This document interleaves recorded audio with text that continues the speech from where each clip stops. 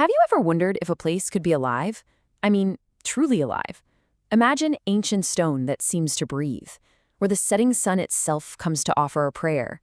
Well, that's where we're going today. We're in this sacred city of Kolhapur, India, at the Mahalaxmi Temple, a place that for over 1,000 years has been seen as so much more than just a building. So let's get into what makes this ancient sanctuary feel so incredibly alive.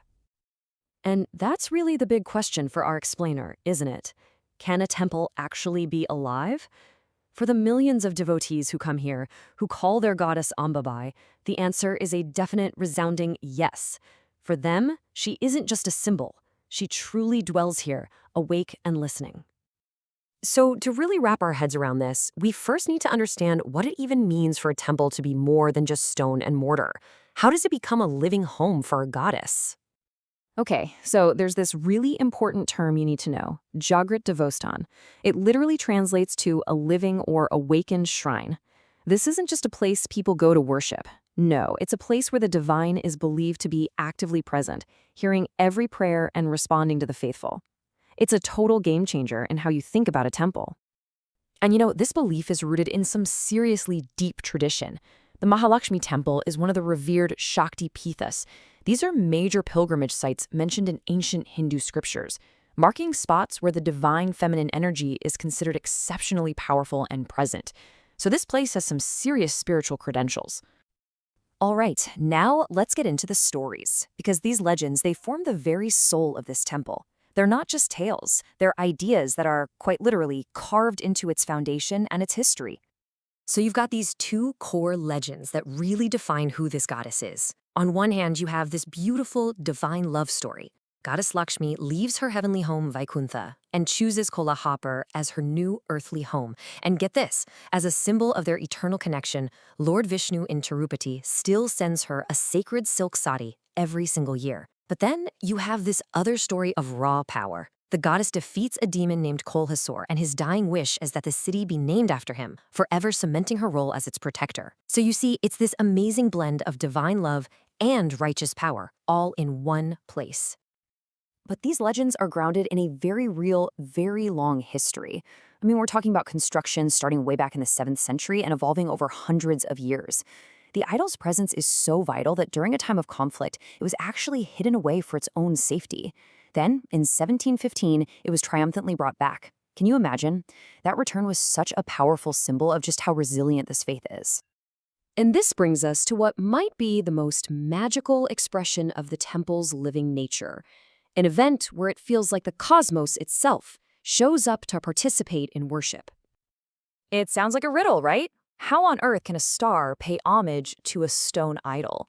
Well, the answer lies in this absolutely incredible fusion of astronomy, architecture, and pure faith. This event, called the Kirnotsav, or the Festival of Sunrays, is just wow. It's an absolutely stunning spectacle. For 3 straight days, the setting sun aligns perfectly with the temple's architecture. On day 1, its rays shoot right through the gates to touch the idol's feet, as if in reverence. On day 2, the light climbs up to her waist. And then on the final, breathtaking day, the sunbeam illuminates her entire form, lighting up her face in this ethereal glow. It's this slow, deliberate, and utterly silent act of celestial worship. And the thing is, this isn't just a folktale. It's a real, predictable event that happens twice a year. It's a jaw-dropping miracle of ancient engineering. But what's really profound is what this tells us about the people who built it.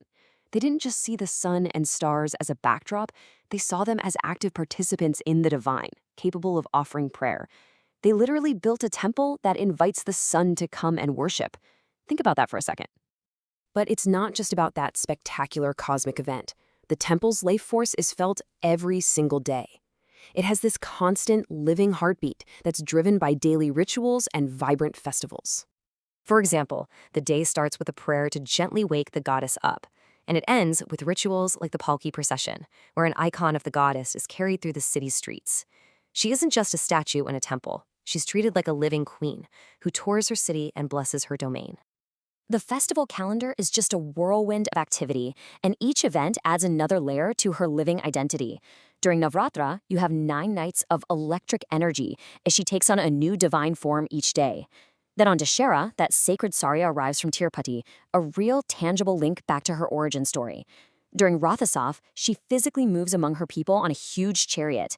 And on Lalita Panchami, she even goes to visit her sister temple, reinforcing the sense of a divine family and community. And the scale of this devotion is just immense. On a single big festival day, this temple can see over 100,000 pilgrims. This isn't just some local gathering, it's a massive, pulsating hub of faith, all centered on this one living presence. So here's the bottom line. When you combine these powerful myths, this mind-bending celestial architecture, and the unwavering daily devotion of hundreds of thousands of people, something truly incredible happens. As our source material puts it so perfectly, stone transforms into spirit. The temple stops being just a monument and becomes truly jagrut, alive with the goddess's soul. And that brings us right back to our original question. Can a temple be alive? Well, in Kolhapur, the answer seems to be written in light, carved in stone, and felt in the hearts of its people.